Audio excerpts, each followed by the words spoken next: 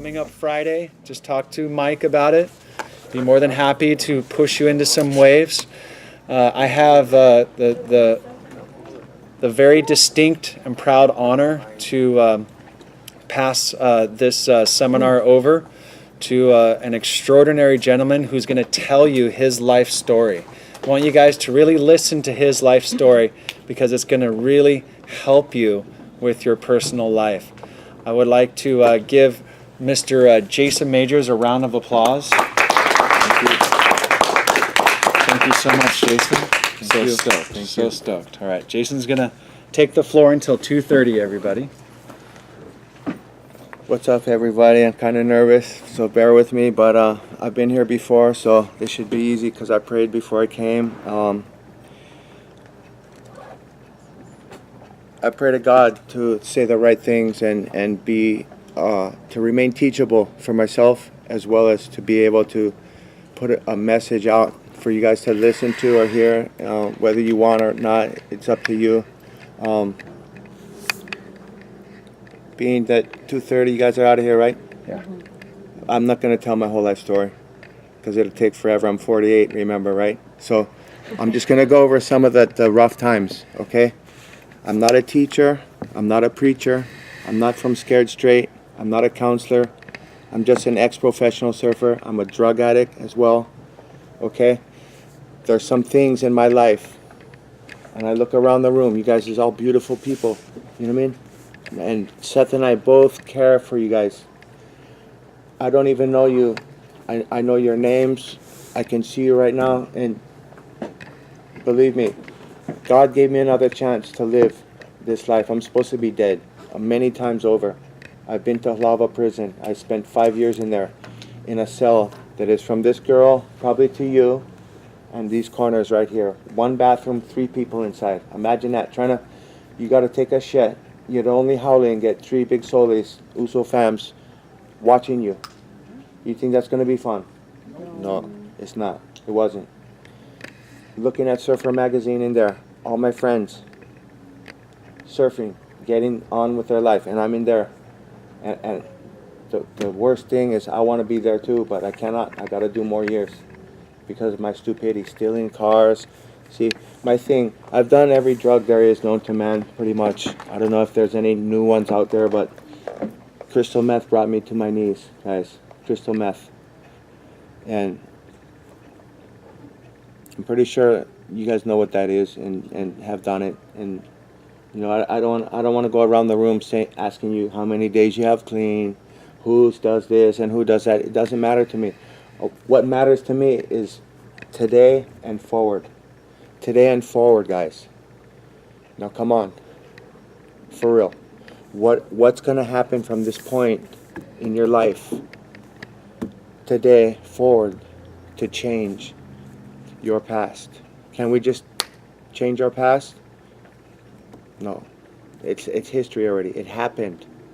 Let's forget about it. Let's not shut the door. Let's remind us. Let's keep it as a reminder of what not to do in our future. As we step into it, what can we do today to better the future for all of you? What can we do? And if there's anything we can do to help, please ask. You know what I mean? If you need something, you know, you need to talk to somebody, anything like that. After spending years, who's in JDC in here? Okay, I was in the adult drug court for 3 years. It took me 3 years to graduate that. Going back, I didn't get a high school diploma until I was in prison. I dropped out in the 9th grade thinking I was going to be that magical professional surfer my whole life with no problems. But drugs came into my life. When I was 15 years old, I was on the cover of Surfer Magazine. When I was 12, I already did the first line of cocaine with my dad. So, you know, I was doing drugs pretty much my whole life. 9 and 10, I tried weed, drank beer, stole beers from my father. Like I said, I don't want to go too far in my past, but I've been to every lockup on this island except the federal detention center down by the airport. After I graduated drug court, guys, I didn't stay clean, but I stayed crime-free. I didn't I didn't do any crime. I didn't commit any crime in order to get myself back into prison, jail, or any institutions. But I didn't stay clean. I didn't listen to the words of people that were trying to help me, people that were trying to pray for me. My Hanai parents are on the west side, and that's why I just moved there recently, is because they're both pastors, and they also have church on Nanakuli Avenue on Sundays. And I invite you all to come, please, if you can. I don't know what your guys' situation is, if you like church or you're not, or you don't believe. It doesn't matter to me, but I invite you to come. It's at 10 o'clock, Nanakuli Avenue, right there on the corner. You can't miss it. Right in front of the church has a big sign. It says "No Hope in Dope." You cannot miss it. So what I was going to do some exercises up here on the board, but you guys probably do this every day. It's basic stuff. What do you guys think about this stuff? What do you think about it? Good. Does it help? Yeah. Does it help? That's good. That's good. Seth works hard, I know. You know, going down there to the place, making the copies, and it's because he cares. We don't get paid for this. You know, today I caught the bus down here from Makaha. Then I got off by OCCC and I walked the rest of the way. It was pretty hot. You know, I made the mistake of drinking coffee on the way. So I was all sweaty and stuff. And, you know, by the time I got here, it was like kind of, you know, I had to smoke a cigarette. And I still smoke cigarettes, you know what I mean? But the main thing is, guys, when you graduate from here, what's it going to look like? That's important. There's no words that I could say more than how important it is, if you guys want to stay out of trouble, to make the right decision. And where it starts, for me, I had to renew my mind. See, my mind tells me that it's okay to go smoke ice. It's okay to go shoot heroin. It's okay to rob people. It's okay to do stupid things. It's okay to go over there when I'm not supposed to. It's okay to touch, feel, and smell. Next thing you know, I'm in jail again because I went over there. It all starts here. You know what's going to happen over there already. You're going to get... Who's got a dirty UA lately? Is it a positive thing? Do you have to go backwards a little bit? When I was in drug court, I was the relapse king. Every time I got a UA, they put me back in OCCC for timeout. The first one was 1 week. The second was 2 weeks. And so on. My last one, when I finally realized that I can't do this anymore if I want to get out of drug court and have a better life, was 4 months long. So imagine it. I went from 1 week to 4 months. So that's a lot of dirty UAs. It all started here. It all starts here. You start to get the feeling, you get the taste, and your thought goes where you shouldn't be. Right here is where you can change it and go the right way. I know I shouldn't do that. Don't do it. Stop it here. It's all here. How you think, pretty much, is how you're gonna feel, and then how you're gonna act. If I'm thinking angry thoughts, or I'm pissed off, or I'm thinking I'm no good, which all of you are, erase that from your mind, because you all, what I see, you guys are all winners for sure. You know what I mean? And you got a whole life ahead of you. I'm 48 years old. I just had to start my life over, but I'm doing it. I've been a surf instructor for the last 15 years, helping people from all over the world, meeting movie stars, Seth and I, surfing big waves, being able to, you know what's so awesome is when I can go home and I have a roof over my head. I've been homeless. I've been on the streets, addicted to drugs. You know what I mean? I've done pretty much everything there is to do in a negative way in this life, but I had to change it. And that's through the grace of God only.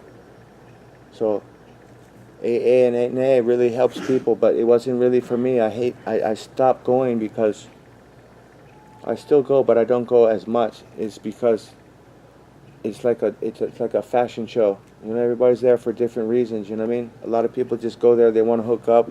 You know, they want to look all, you know, cool and shit. And yeah, I want to hear what they have to say. I want to change. I want to stop doing drugs. So I started going to church, and it's helping me a lot more. Like I said, my Hanai parents are both pastors. Pastor James Bird Mahilona is an ex-pro surfer, so I can relate to that.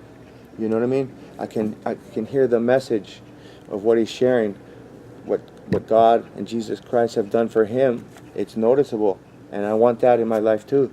I want good things. I can go home, open the fridge, and eat whatever I want. If I want ice cream, it's right there. I pay for it. It's mine. I can eat it. When I'm in prison, you don't get one menu. Oh, what you like, bro? Steak and rice. Oh, it's what they serve, and that's slop. It's pretty much slop. Something you just throw away if you're at home. You don't want to be eating that, right? You don't guys want to be eating no junk. You want to eat at a certain time every day. You want to go and have a snack. You want to eat what you want. You want to have an apple in between your meal. You don't get that in prison. You know what I mean? And that's where you're going to end up. You guys keep smoking ice. Keep relapsing. Keep getting in trouble. Keep doing negative things. I'm sorry to say. That's where you're going to end up. Maybe not all of you. Sometimes quickly, sometimes slowly. Keep doing what you've always done that brought you here today.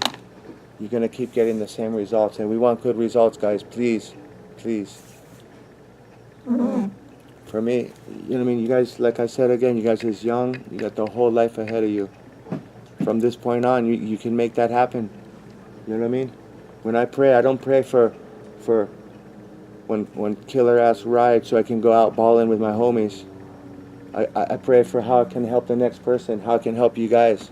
On the way down here on the bus, I had to pray because I didn't know what I was going to say. I didn't know how you guys were going to react to me speaking to you guys. You know what I mean? It's this is a whole different set of new people. Jason, I'm going to interrupt you. Go ahead, sweetie. I can remember when kids that you talked to before I said how you were doing and you relapsed. Remember that? Yeah. It was a couple of different groups that you were like, oh, he's not doing very well. People were sad. Yeah. It was a collective gasp, like, I was sad too. You know, the worst part was the guilt and the shame, knowing that I made an impact on some of the kids before years, and then I wasn't there for them because of my drug addiction to ice. Because once I smoke ice and somebody that I love calls me on the phone, I don't even answer it. My father, my mother, my sister, Seth. yeah, So- he was really sad. Yeah, He said so- he was trying to reach out to you and you were not having it. It so makes me feel so guilty and so shameful when I start doing it. So with the power of God and the Jesus Christ and the power of prayer and this woman right here praying for me for many, many years. My fiance right here, Marnie. Everybody give her a hand as well.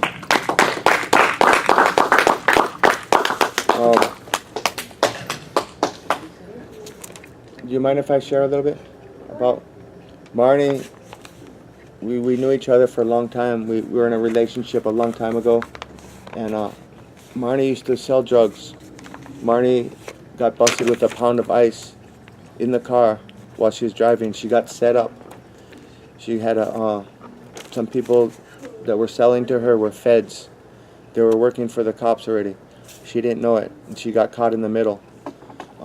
She did 4 years, federal time. They sent her to the mainland. In prison, she went to a drug program. She started praying. She started going to church. She came out a new woman. She left the old woman in the prison. And I was so proud of her because I didn't get it as quick as she did. My head is hard. You ever hear the saying, ho pa ki ki? That means hard head in Hawaiian. How's that for when Howley telling you guys this, huh? But I pray every day. I pray for God to take the obsession for me to use drugs again. And it works. I no longer feel like I need it in my life. I don't want it in my life. I hate it with a passion. I despise it. And I finally realized it. And I just want the best for all of you. Please, please, if you can listen to one thing from this point on, the past doesn't mean shit. Throw it all away. Throw it away. From this point on, let's have a new life. Let's renew our minds. Let's pray. Let's go to church and let's praise God. Let's praise the holy mind, not the poison mind, guys. Not the poison mind, the holy mind. It's working for me. Nothing else has worked in my past. I have a new job. I still teach surfing once in a while. but I don't do it every day. I work on the roof. I work with my pastor. I got him yelling at me going up to, get up there, go faster, come out of the cave. Where's your mind? Are you thinking evil thoughts or are you thinking holy thoughts? And it helps me because sometimes I am thinking evil thoughts. You know what I mean? I can be on the bus and I just prayed. And all of a sudden some girl gets on the bus and she's like wearing these, your mind can go there and I gotta snap out of it. You know what I mean? Yeah, you laughing. I know what you know what I mean. You know what I mean? I can go there too. You know, at 48 years old, you guys gotta pay attention. These people here are not to pick on you. Seth is not here to pick on you. Seth loves you guys. He tells me this all the time from day one, since 2005. He's been talking with, you know what I mean? We want to help you more than we can. Believe me. If we had the world, we'd give it all to you, but we got to go out there ourselves. We got to earn it, guys. We can link you to the help that you guys need, but you got to do the footwork. I know it seems hard, and I had to do it myself. At this age, it's even harder. So just remember, we love you. And if nobody told you guys they love you today, I love you all. Seriously. Let's have a better life. Let's have a better day from this point on, guys. And it's about that time to wrap it up. I know. And Marnie took off work. She works at Honolulu Freight. She has an unreal life. If you women want to talk to her after, go ahead. Ask her some questions. And we're here to help. You guys come to church, guys. You need jobs when you graduate. You want to do some roofing? You want to make $31 an hour? You stay clean and sober? We can help you guys financially. Yeah? You guys come to church, meet my pastor, meet my dad, Pastor James Bird Mahilona. Ex-professional surfer. Picked up cans when he got out of jail to get his first nail gun to start his own roofing business. Today, he's worldwide. He goes into the prisons all over the world. He even flies to Arizona, OCCC, La Maca, every lockup. And he goes in to minister the word of God and Jesus Christ to help save our lost souls. Because I'm one. I'm a lost soul. And I'm saved because I go to church and I pray and I help others. And I think that's why God kept me alive this long. I'm supposed to be dead. I've OD'd on heroin. I almost drowned surfing 50 feet waves at Waimea. And I'm still here. There's got to be a reason, guys. Am I walking truth? Am I walking truth? Am I living truth? Please, have a better life, guys. And if there's anything we can do to help, please tell Seth, tell me, tell your counselors, tell your teachers, whatever it is. I don't know what happens here in the daytime, but I love you guys so much. And God bless you all. Have an awesome day today. And an awesome life.